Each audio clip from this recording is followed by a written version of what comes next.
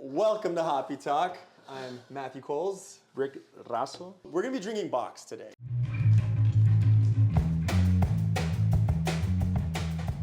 Yeah, we have two Bocks. Shiner Bock, Texas founded, the Spotzel Brewery, Shiner, Texas. So the label, classic, right? It's a classic label. It's like if you see that yellow, because how many beers do you see that have like this weird yellow brown, right? Whenever you see like taps or anything, you really don't see that. Yeah, so this one true. stands out right away. And then I was reading a little bit of what a Bock is. So they're called Lenten Bocks. So there's like Lenten Bocks, double Bocks, May Bocks. But originally this style of beer was made for monks fasting. That's pretty cool, right? What? Yeah. That's what a Bock was made for? Yeah, that's what the monks would do. Bless you. The Bavarian monks, they would, I know, bless you. Speaking of monks, bless you. Yeah, a lot of this correlates back to that. And then, of course, German traditions, Belgian traditions. This is a German style of beer, adapted in Texas. Yeah, Wait, Shiner. is this the oldest brewery in Texas? Spotzel's up there, 1909. St. Arnold, 1994. What? And Western Brewery, San Antonio, founded in 1855. Whoa. When a barrel of beer used to be 31 gallons, a real barrel. Now we have half barrels. So it's like the 6th, 7th oldest brewery, maybe? It's up there. It's weird. It's my gosh. I'm trying to get we got to do a podcast on just the order of breweries. You know what would be fun? We did a podcast on that, and we drank a beer from those breweries if we could find them. Yeah. We're like, all right, this one's from the 1850s. This is the only beer we could find from them. It's all dirt. I'm just kidding. Ready to crack it open? Yeah, let's do it. That'd be fun, though, huh? I got some tall boys for this one. Dude, we keep getting bigger and bigger. It's funny. Eventually, we're going to be drinking like 40s each. Oh, this one's got some good head. I know. Look at that. We're doing it a little bit. Oh, no, I did it just right. Start off. Look at that. Oh, man. That is Look at that. So Shiner's one of my go-to beers. That's what I was telling you when we were trying to figure out what beer to drink today. Yeah. I think I've drank Shiner more than any other beer in my life. Really? I think so. Shiner's, like, I might have beers at the house, but when you go to the gas station, Shiners are almost always there. You go to Walmart, you go to Walgreens, and they're good. It's a good beer. So Spotzel, how big is the Spotzel Brewing Company? So I was listening to something about that from the brewmaster of Spotzel. So in the 1980s, they were brewing 33,000 barrels of beer. So again, a barrel of beer equals to 31 gallons. Okay. Now they're at 550,000 barrels of beer. Oh my gosh. Yeah, but it's because, and recently, so Shiner used to be one of those beers that was like regional. So you could only get it in Texas for the longest time. That's how... Up until recently, now they're like in 49 states. Interesting. Right? That's how my brother said the Belgian beers were, remember? Yeah, and there's something that you had to go to those areas to get those beers. And this is one of the breweries that I've kind of seen a little bit more of because I like the way they were with their community. So like China? that's kind of how I want to be in Socorro, Texas, because it's very like they donate a lot. They do a lot of Christmas funding, turkey drives. It's always like whenever you think of Shiner, you think of Spotzel Brewing Company. They even have a Texas plaque, right? Like their historic mark. Like it's not just a brewery. A lot of people from the community. I think the brewmaster was saying, you know, he graduated high school and it was his first job, and he's been there for like 40 some years. Wow. Right. So that means that's it's a awesome. good company. Yeah, and it's like because to stay in a company that long, to want to be working for you know your local. When you see a company give back to the community, I think people recognize that, and it's like, you know what, I want to support that. It means a lot about that company. Yeah. Like, not everyone does that, you know? No, a lot of them, it's like, I guess the flawedness in capitalism is greed, right? I think you're the one that told me that. But, you know, someone told me once that the root of all evil is greed. The lack of greed in any situation will make things thrive. which going back lack back of greed to, is love. yeah, lack Right, of greed love is to give. Yeah. You're always giving of yourself or trying to give something that's an inconvenience to you, but you do it because you love that person. Yeah. Right. Let's drink. Bro. Hey, cheers to love. Nice conversation. Salud.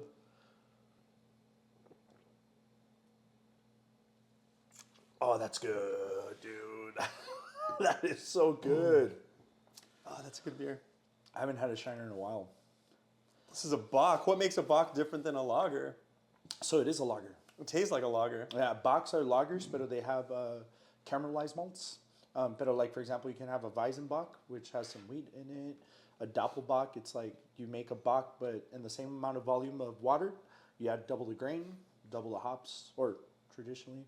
And then the reason that they have a ram, there is like a mistranslate. I think it's like eating Bock or something, and then people just started saying it real quick, and it means ram or goat, billy goat.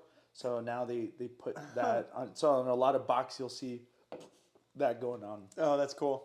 Yeah, darker beer, right? It's like a brown amber color. It's beautiful. It is, but very very transparent. Yeah, it's transparent still. Yeah. So Bocks, I mean lagers again. Remember, I don't know if I said it in another podcast, but ales are top fermented. So the yeast eats at the top of the fermenter at higher temperatures. Lagers eat at the bottom at lower temperatures, right? And the word lager means to store. So these beers just take longer to make. You let them sit for longer periods of time. And lager yeast tends to be just more clean, crisp, tends to be. Now there's new innovations where you can get an ale yeast where it tastes like a lager, right? And or making lagers in 3 days, crazy stuff like that. Like they genetically modify yeast to do this stuff. And then there's hybrid. I know. Yeah, it sounds like you'd have to change the name because it doesn't lager because it's a bottom fermenting. So it makes it a lager. So it's a lager, but you're doing it in 3 days. So it's pretty crazy. It would be awesome if we could make beer like in an hour one day. Yeah. Something that takes months and then later on and have the same quality.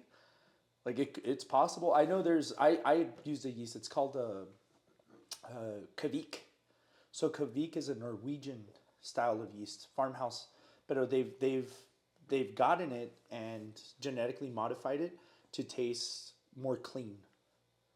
So it's an ale, it's a top fermenting, but this thing, I mean, some brewers online and in my experience, if I've had to turn over a beer like in a day, you could do it. Really? Yeah, we have to pitch in a lot, so it gets real expensive, but you could do it.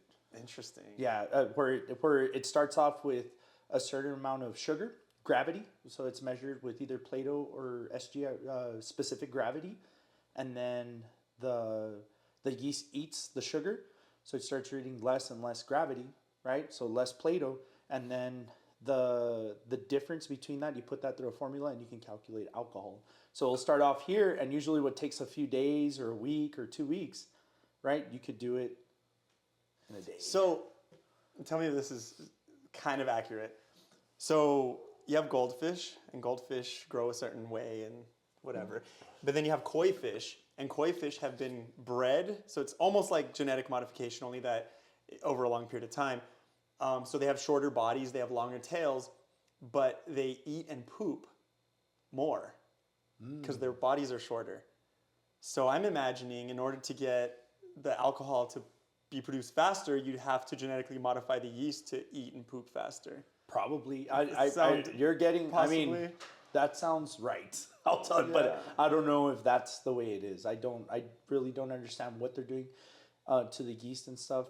The only things that I've seen and read in the John Palmer How to Brew Beer or How to Brew Good Beer, but he shows the microorganisms, and they try and take out yeast, and then they try and multiply those yeast colonies that have the preferable gene to do certain things. Whoa. Right? So if you have some yeast that, let's say one day you make some beer, right, and it's an open fermentation and you like it, so you can harvest that yeast, right, and continue growing that. So you put a little bit of wort, which is unfermented beer, you save it, and then you do the next batch, you dump that. So it's basically like when my wife was doing sourdough, you gotta be dumping it in and keep a little bit, and it was like that.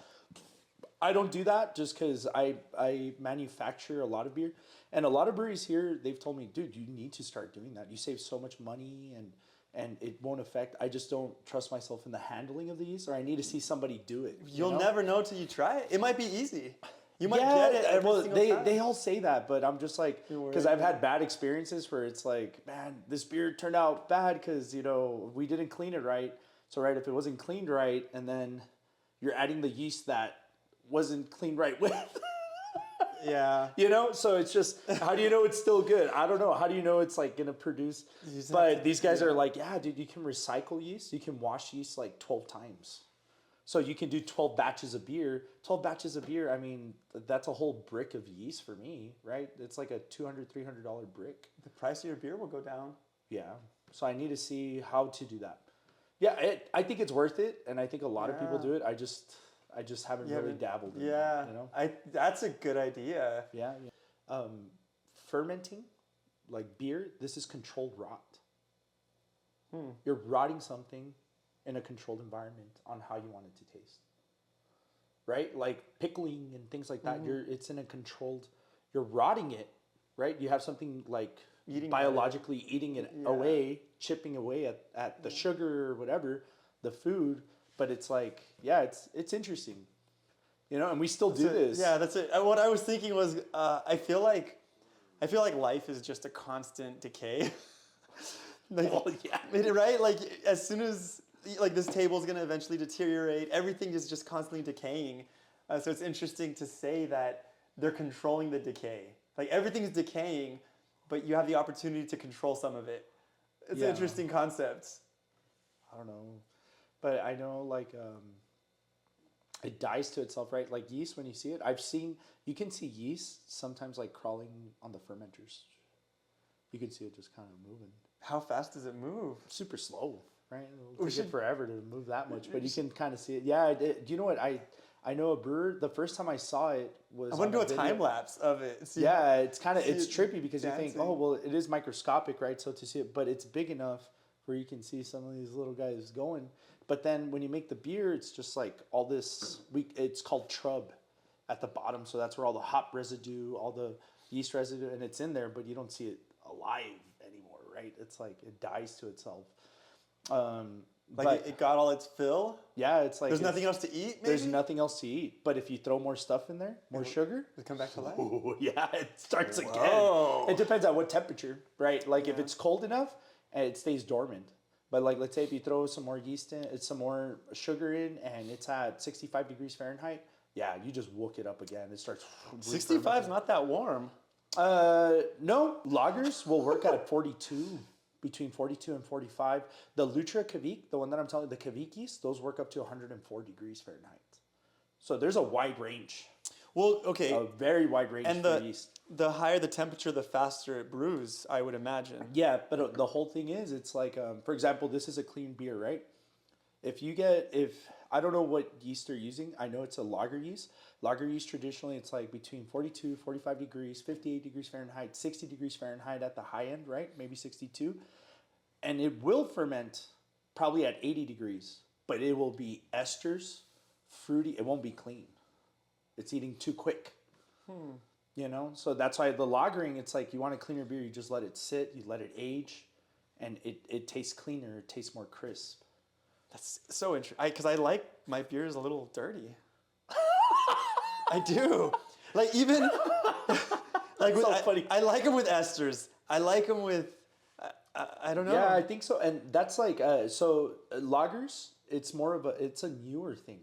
This is like maybe 500 years old. 400 years old. This is more of a drink that you would drink like a soda to me. Like when they're clean. Yeah. And then we talked about like lagers. You have certain beers like pizza and beer. When you think of pizza and beer, you don't necessarily think of an IPA. Yeah, you're thinking of and I think I told you too, like usually when I eat, I'll get a lighter beer, right? Because if you have something stronger, a little bit more flavor, I want to just taste that, right?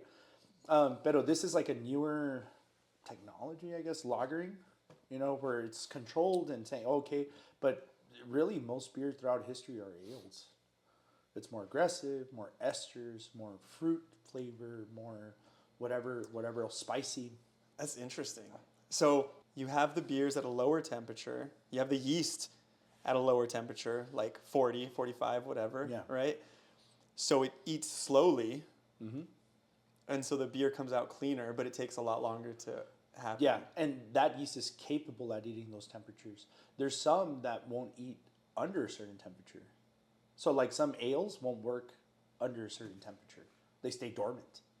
Lagers are alive at that. So they're eating slow, and you can heat it up and it's going to eat real quick, but you're going to get all sorts of crazy flavors that are not traditional to the style what you're looking after. Yeah. Unless that's what you're looking for. Yeah, but in that case, just use an ale yeast and it'll ferment quicker. Yeah. You know? Yeah. So Carmelite's Tripel had a bunch of floaties, and they even said that it finishes fermenting in the bottle. Mm-hmm. That is cool. So that means there's live cultures. yeah, I think a lot of beer has that, especially like homebrewed beer, a lot of local breweries and stuff. Microbreweries, that's more common. Not in the bottle. I think it even said on there where they fermented in the bottle. That's super homebrew style. It said finishes fermenting in the bottle. Yeah. That's it. So I think they ferment it, and then they don't like kill it off or anything, and they put bottle it and let it. And I guess you can calculate by how much sugar's in there, how long it's gonna finish fermenting. Yep, that's how they do it. Yeah, because I've only done this once, and I have a bottle cap. It was. And homebrewers, hats off to you guys. I don't know how you guys do that for fun. Well, when we get to 1,000, yeah, we're gonna do a homebrew. It's still for our YouTube channel, you know. It's like a little, but it's like we're at 30, I think, right now. Really? Yeah. Wow, that's pretty good. That's yeah. pretty good. But what's it called? So what you do in a homebrew setting? I did this once. So you do you mash, you filter, you put it in the boil, you boil that, you add your hops and everything, you cool it down, and then you put that in bottles, and you add a little bit of sugar. You have to add the exact amount, because if it's too much, you're going to have bottle bombs. They'll blow up, right? It's going to be over. And if you don't add enough, they won't ferment quickly enough. And I think in this kit, we got only like 20 bottles. All this work for 20 bottles of beer. It was like, oh my gosh, you know? But anyways, yeah, it's like imagine the monks, the Carmelite nuns, just like, esta azúcar. I don't know. It's just, Padre Nuestro. I know, orar y laborar. That's what they're doing. They're just praying and working, dude. Oh my gosh. Prayer of labor. Labor and prayer. Yeah, it's like labor and prayer. So they're putting the... so you're doing that, and then after you do that, it takes 8 weeks. 8 weeks. You have to store them in like a temperature controlled. But you know what? It's like 8 weeks to leave them there sitting. It's like, oh my gosh, but 2 months. 2 months to get a beer. 20 beers. If you're a monk or a nun or something, like you wake up, you do your prayers, you do your duties. You're not like running around like the rest of us. Yeah, it's true. What type of nun or monk you are, right? Like those, I'm sure they're out there in some farm or something. Yeah, they're working. Yeah. They're working for sure. They are. But if you're a priest in downtown El Paso that has to do like some exorcisms and do, that's true. You're pretty stressed out. That's if you graduated to that level. Maybe they don't. And you know what? A lot of them, they don't want to be doing that. And it's like, man, I want to be in the farm. So it's just like, yeah, Yeah, that's true. So now you made me think, like you're saying 8 months. So when you 8 weeks, 8 weeks. I'm sorry. Yeah, 2 months. When you grow radishes, what you do, they take 2 weeks to harvest. And so what you do is you plant your crop, and then in a week you plant another crop, and then in another week you harvest this crop, plant again, and then the next week harvest this crop, plant again. And so you're doing this thing where you're going back and forth weekly, and you always have radishes because they take 2 weeks to harvest, but the way you planted them, you always have a return. And you could do that with the 2 months. You know what I mean? Or whatever. I don't know. That's what you do, right? You have some sort of plan where you're like, well, yeah. What's your longest beer? How long does it take to make your longest beer? I've done fest beers. That one, I think, took me 3 months. Wow. 3 months, yeah. And I let it sit. I wish I could lager it like in a lagering tank, but I leave it in the keg, in the cooler, and just let it sit. gets good. It gets really good. By the time you tap it, super frothy, super clear. But those, what I've noticed with that, it's like when I have them in the keg and I have to move it, it se revuelve. So you have to have them, it gets cloudy again, right? Because all the sediment's at the bottom. Everything's at the bottom. So you have to have them like right next to each other. So if one runs out, you just got to move the tap next. Because if you got to move the keg, it's going to get all cloudy and stuff. Really? So Yeah. At least the ones that I've so done. you're pouring them from the keg with the sediment at the bottom? Yeah, so the sediments, the Interesting. kegs have spears, but it doesn't touch the bottom. Yeah. Doesn't touch it. But like if you grabbed it and rolled it Oh to yeah, the it's location, gonna get all mixed up, dude. and you'll get all the sediment in there? Yeah, it's basically what you're doing is like, I guess what in the bottle, but in a bigger vessel, right? That's what you're doing. I think the sediment from the Carmelite Tripel cured me of like whatever like little illness that I had. You know, so in the podcast where we did the 0%, Yeah, my you're all voice sick and stuff. I mean, I wasn't sick. I didn't feel terrible, but my voice was all like weird. And then I think a little while after that, I was just a little congested. And then we did the podcast with the beer, and then with the Carmelite, and I felt 100% better. You know what? I wonder if some of those have honey, because like a lot of the Belgian ones, they put candy or spices and stuff like that. I guess traditional to their styles, but yeah, like that's. Well, I imagine it's because your gut biome is kind of what controls everything. Like it even controls your mood. Do you know that? Yeah. If your gut biome is off, you'll be an angry person. You're the one that told me that. Yeah. And after that I would notice it. It's weird, right? Yeah. Like, fun fact: if you're depressed, you could actually take antibiotics, and you'll get rid of the gut bacteria that potentially could be causing you your depression. But then you have to eat something different because you don't want to go back to the same gut biome. I wonder. Yeah. Wow. It's weird, right? Yeah. And it's the same thing as the yeast. It's eating stuff and pooping out, and the poop that it's delivering travels up your vagus nerve into your brain. Weird. It's chemicals. It's all chemicals, but it's. But it's crazy because all those chemicals they do transform into a real mood, into real emotions, and it's trippy. It's super trippy. Yeah, because it's like yeah, and I mean even having like a beer in good company, it's great. But I've drank when I was depressed, and it's not good. What do you rate this one? Oh, I'm a Texan. I love Shiner. Man, dude. And for 4.4 alcohol. it's good. It's decent. Yeah, right. It's a good amount. I would. This is like It's not an ice, but it's good. This is like an 8.5, dude. Wow. I like it. 8.5. Yeah. Touching a 9. It's like in that range. I'm gonna give it an 8. Yeah. Yeah. So Shiner's one of my favorite beers for sure. Dude, it's great. Like I just drank like it's sessionable, but with some more flavor and good flavor, not the weird flavor from the Budweiser's. What's weird is because we drank all those lagers, like we drank light lagers, and then we had the regular domestic lagers.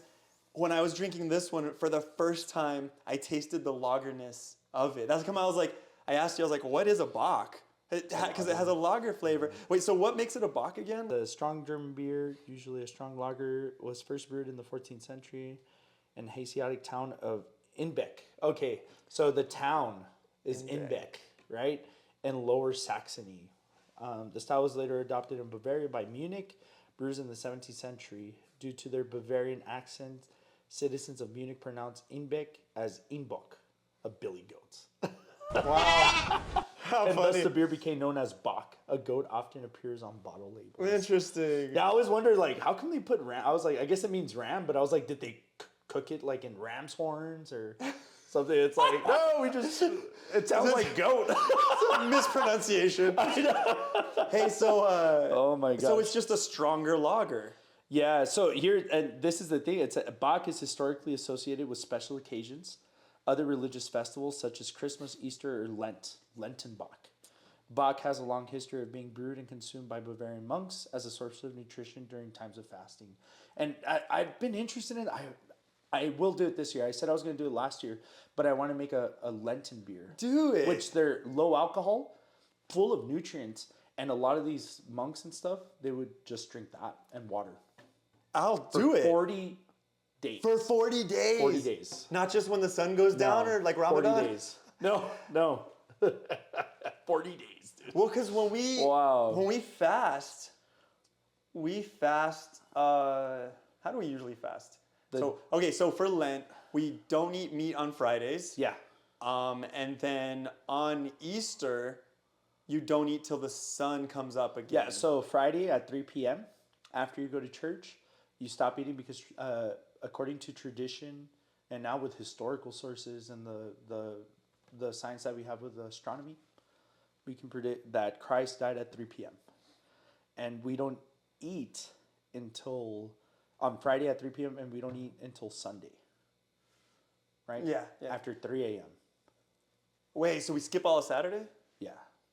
So it's a day and a half. I don't think I've done that right since I was a kid.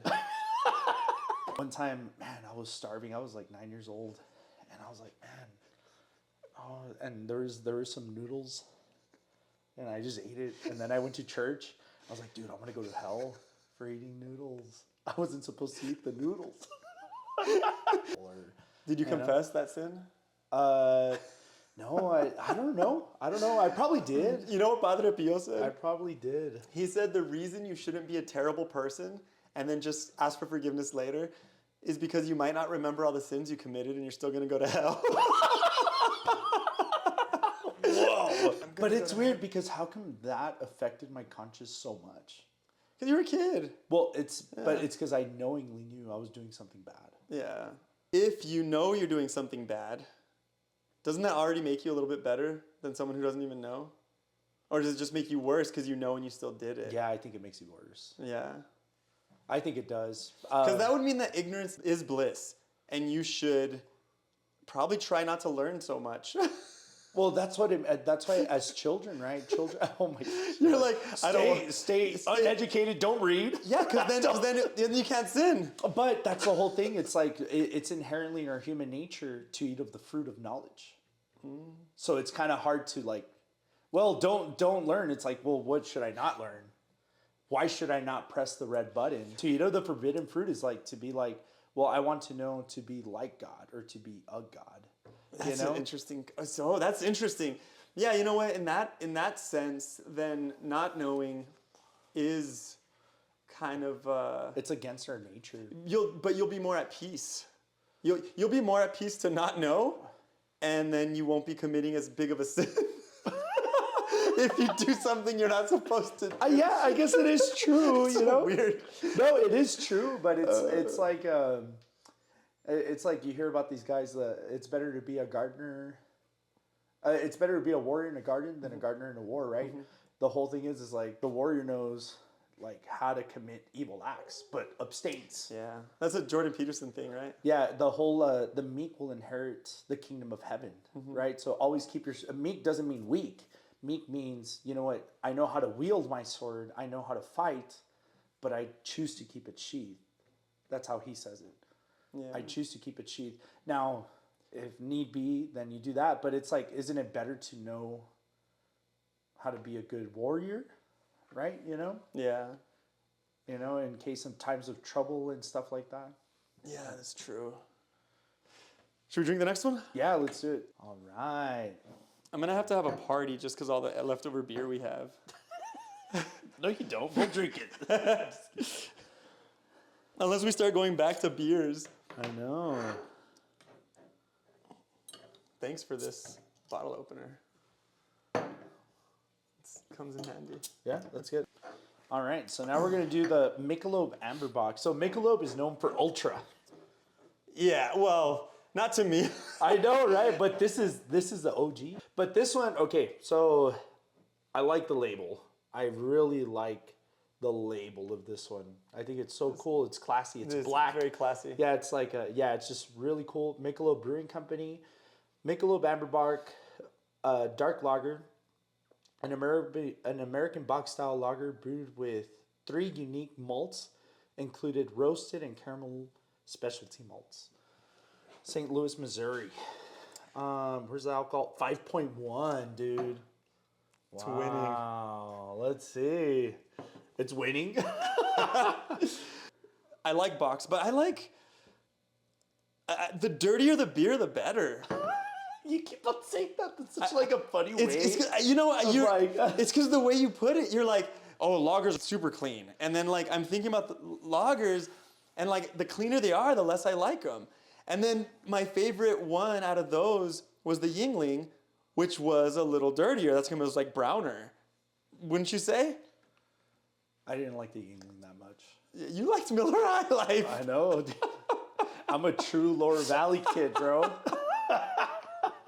Love and peace. Lower Valley kids never die. All right, let's pour it out, dude. I'm down. That's so funny. But yeah, I do like them. Wow. Let me see. So I do like this them one, dark. Yeah. the color isn't as pretty as the other one. Oh, well, let's wait. You don't know yet. I don't like it because it's not Texan. Just kidding. Where's this one from?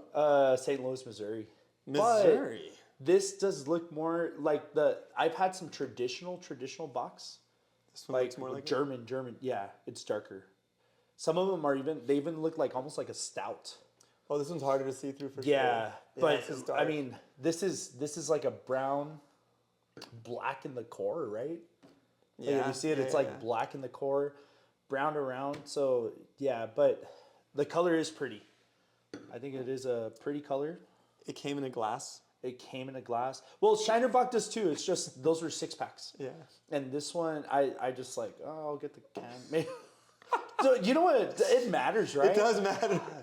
It was good out of the can. It was. Shiner's good. Yeah. Shiner's a good beer. Why are you laughing? Because you're like, it fucking matters. It does. It does matter. So this one it's talking about. See, it said malted grains, caramelized grains, roasted grains. So that's gonna so be dark. the color of the grain. Mm-hmm. Yeah. So the mash traditionally, if you start adding fruits and crazy stuff, the mash is the one where it looks like oatmeal. Mm-hmm. So it's the first process where you're adding. Well, it's in the beginning, where it's water and you're adding the grains. And there, if you add darker malts, you get a darker beer.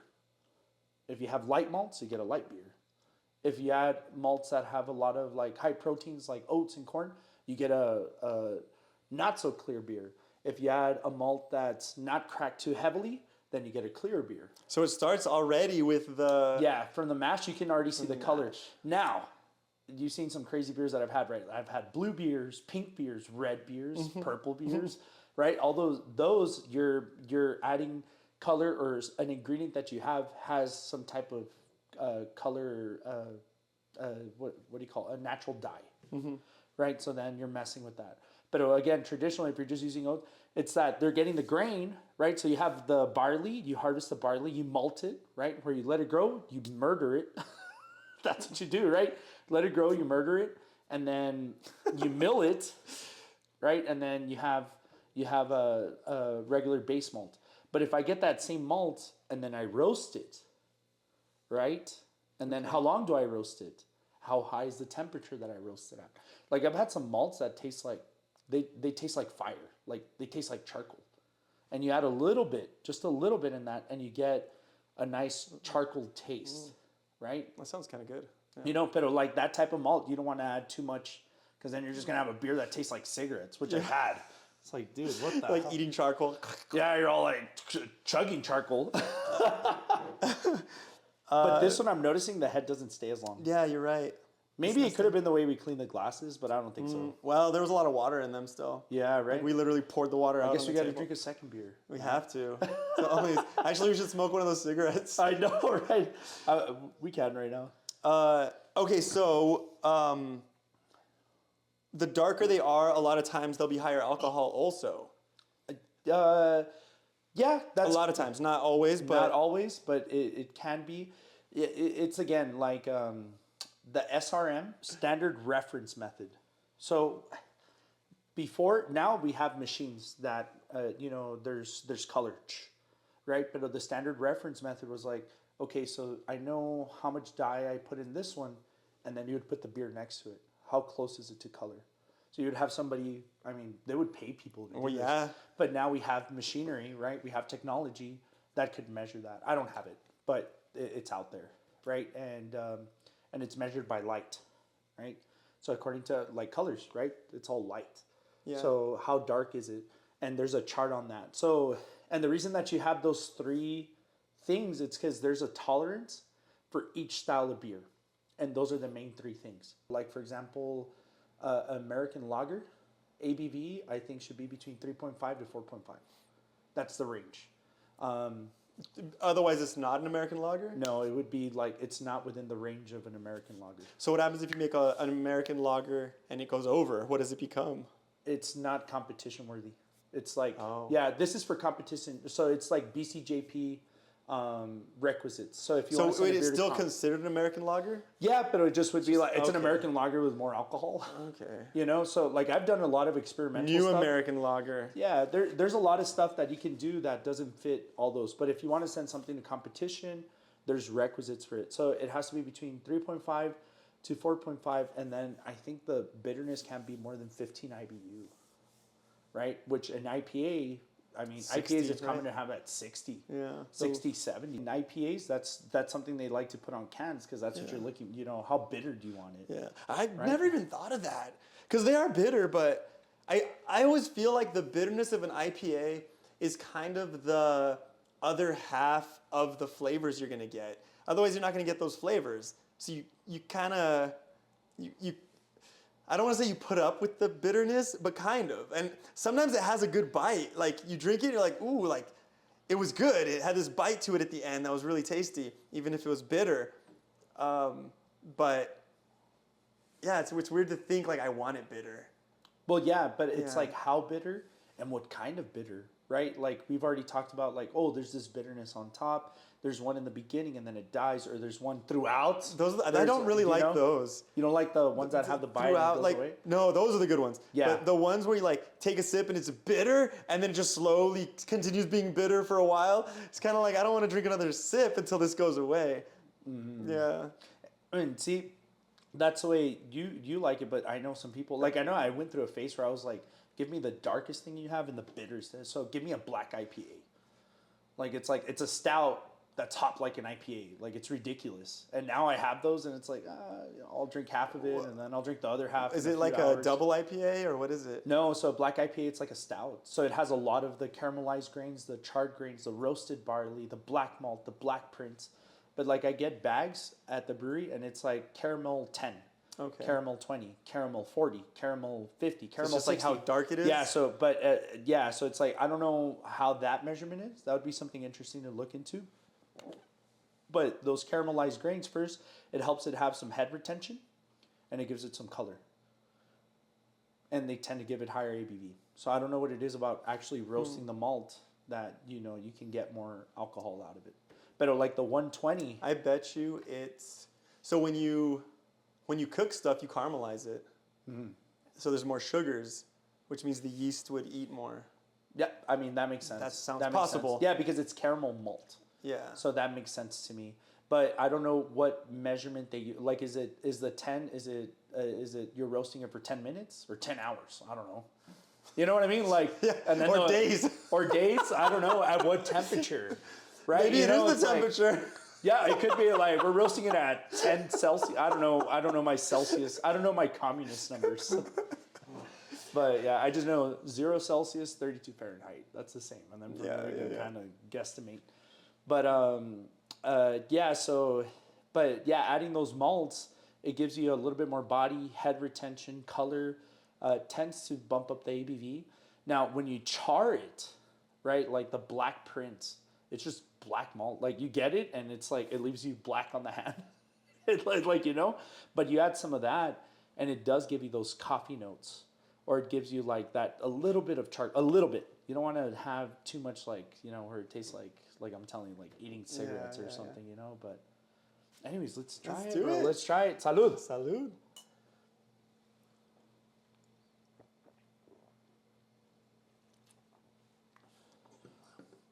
Dude, they're both good. This one's really good. I never thought I liked Michelob more than Shiner. But I think I do. It's hard to say. They're both really good. They're both good. This one came in a glass, so it tastes better. Shoot, don't say that.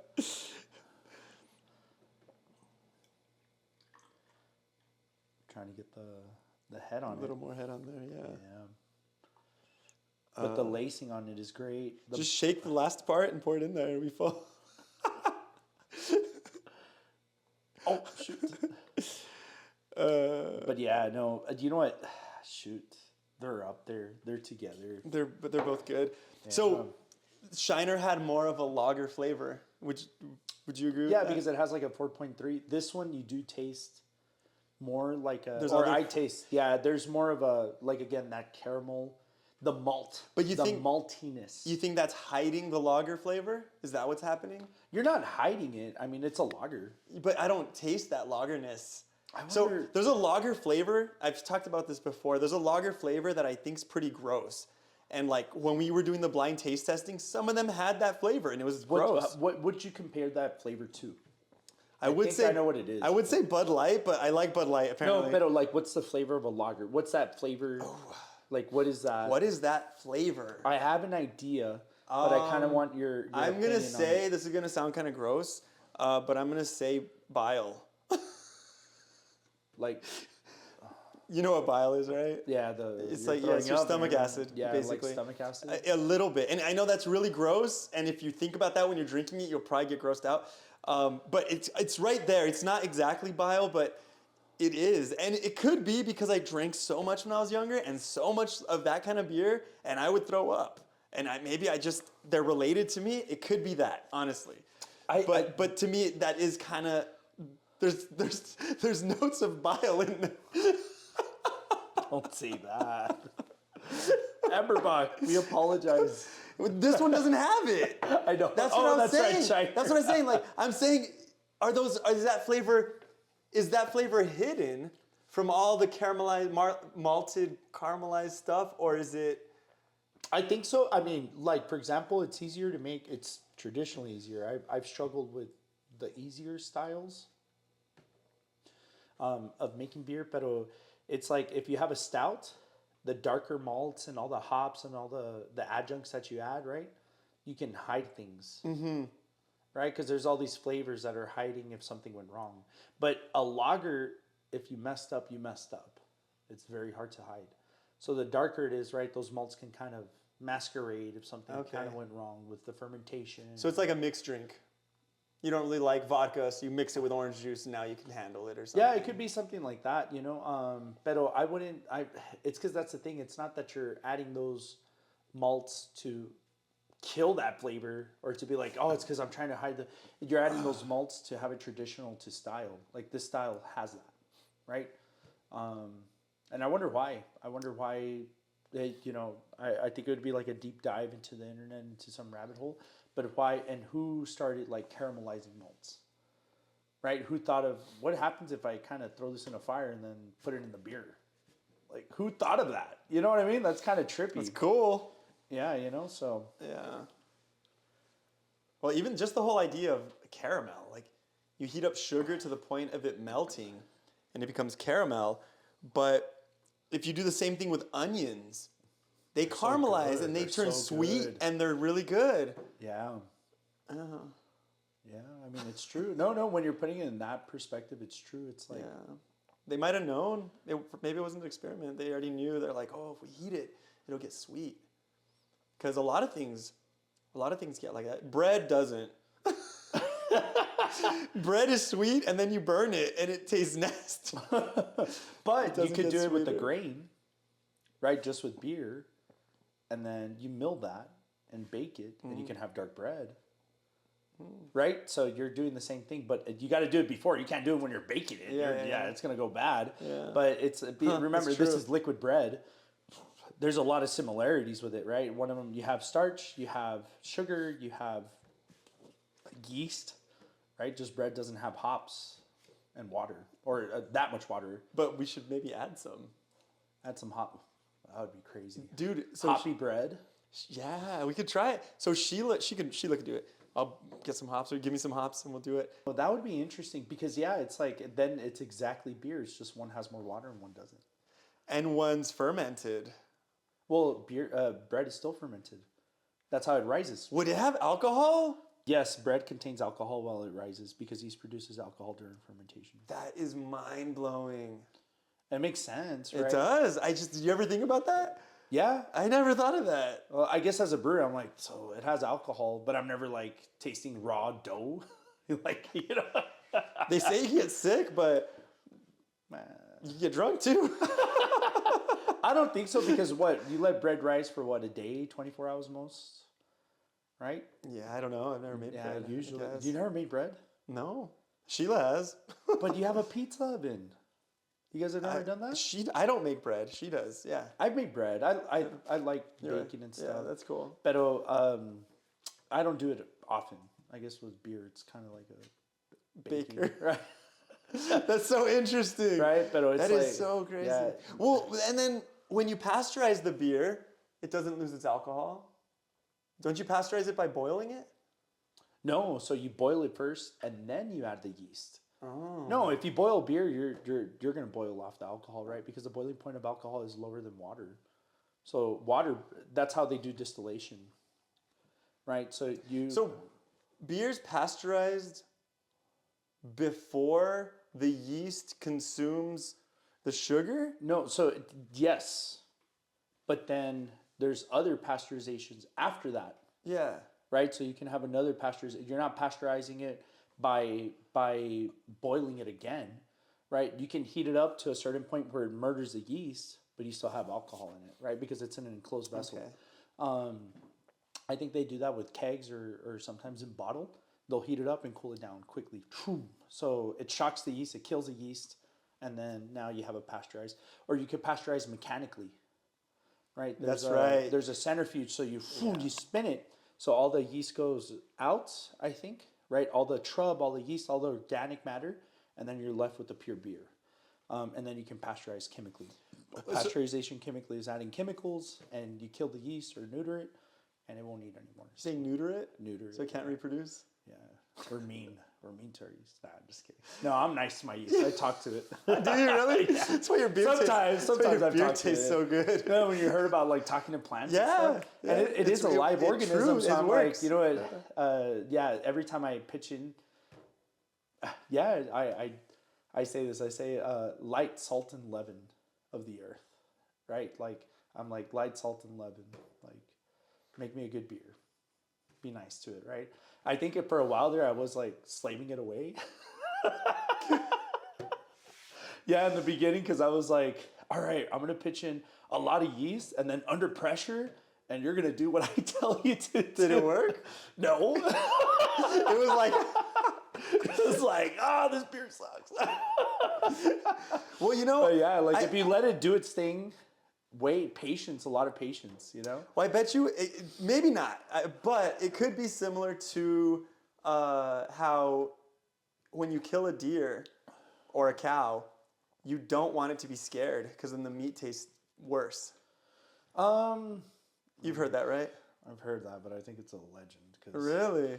Yeah, because when I slaughtered, talking about goats, billy goats, I slaughtered a goat, and the thing was screaming and kicking and everything, and it tasted just fine. So, but how long was it scared for? Is the thing. Like for 5 minutes. Oh, that's not bad. 5 minutes is nothing. How long was it alive? So it released 5 minutes, potentially, it released 5 minutes worth of these fear toxins into the meat.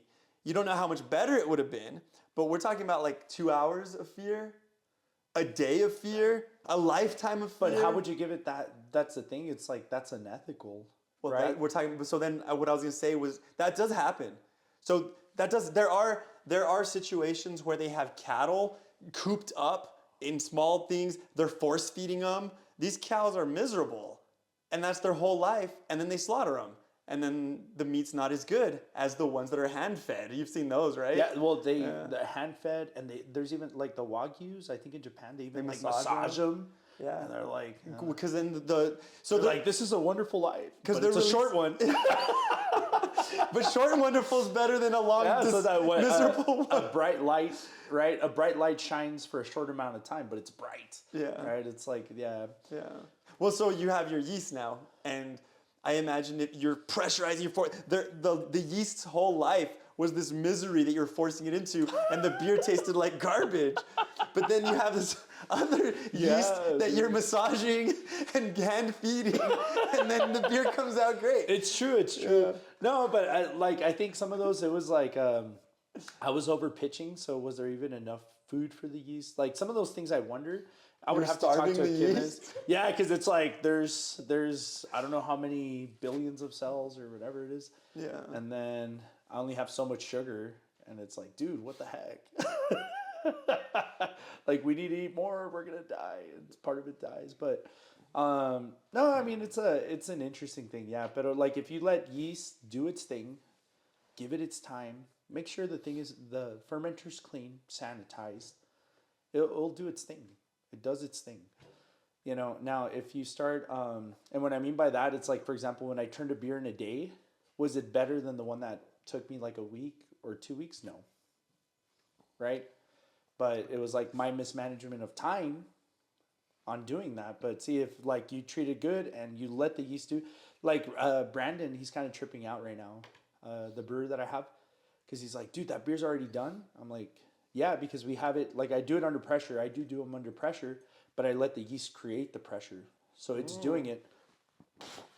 And so it bubbles, the bunging valve. And then it stops. You wait a couple of days, you measure the gravity, and you see, oh, okay, this one's ready. And you start cooling it down. Well, usually that takes like a week and a half. This set, the Sleda Stout that we just made, it took us 2 days. And we didn't change anything. It's just like the yeast is like, hey, we're done. So it did its thing. That's cool. Right? So it just depends. And there's batches that take 3 or 4 weeks. Yeah. Because you let it do its thing. Well, no. It's just like, like you work a certain way, I work a certain way.